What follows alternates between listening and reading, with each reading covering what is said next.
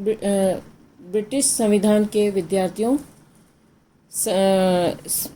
द्वितीय वर्ष के विद्यार्थियों, आज अभी मैंने पिछली कक्षा में विधि के शासन का अर्थ बताया था।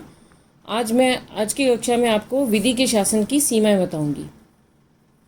ब्रिटेन में सिद्धांत और व्यवहार में बहुत अंतर है और इसी कारण जो वहाँ पर विधि का शासन शास्त्रीय रूप में लागू है उसमें वो सैद्धांतिक रूप में है, लेकिन व्यवहार में उसके ऊपर बहुत सारी सीमाएं हैं और वह उस प्रकार से काम नहीं करता जैसा उसका शास्त्रीय स्वरूप है, जैसा डाइसी ने उसकी व्याख्या की है। तो विधि के शासन में अपवाद या उस पर मर्यादाएं इस प्रकार से हैं, इन बिंदुओं में हम जान सकते हैं। पहला, अधिकारियों की विवेकात्मक शक्ति। विधि के शासन के अनुसार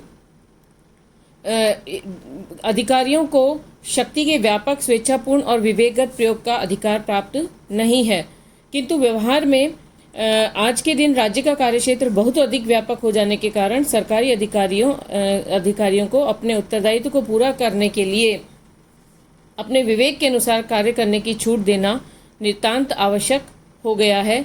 अतः प्रशासनिक अधिकारियों की विवेकात्मक शक्ति विधि के शासन की धारणा को सीमित करती है। दूसरा, लोक सेवा अधिकारियों के संबंध में विशेष स्थिति।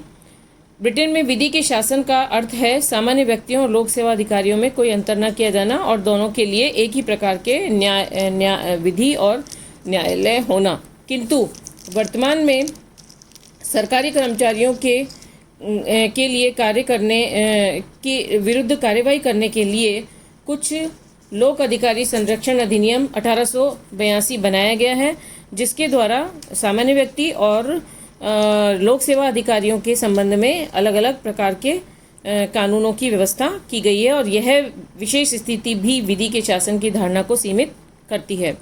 तीसरा है प्रदत्त व्यवस्थापन। डाइसी के अनुसार विधि के शासन का अर्थ है कि व्यवस्थापिका के द्वारा अपनी कानून निर्माण शक्ति का प्रयोग किया जाना चाहिए, किंतु वर्तमान में व्यवस्थापिका के पास में इतना अत्यधिक कार्य बढ़ गया है कि उसे अपनी कानून निर्माण की शक्ति का एक बड़ा भाग कार्यपालिका को सौंपा गया है, जिसे प्रदत्त व्यवस्थापन कहते हैं। यह प्रदत्त व्यवस्थापन भी विधि के शासन को सीमित करता है और डाइसी के द्वारा प्रतिपादित विधि के शासन को सीमित करता है। चौथा, प्रशासनिक नियम और न्यायालय।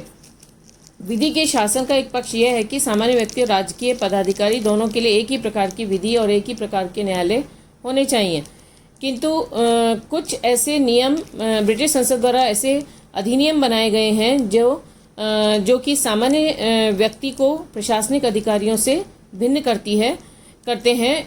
अतः ये प्रशासनिक न्यायाधिकरण प्रशासनिक न्यायाधिकरण सामान्य जनता को प्रशासनिक अधिकारियों से भिन्न करती है और विधि के शासन की पर सीमा अंकित करती है।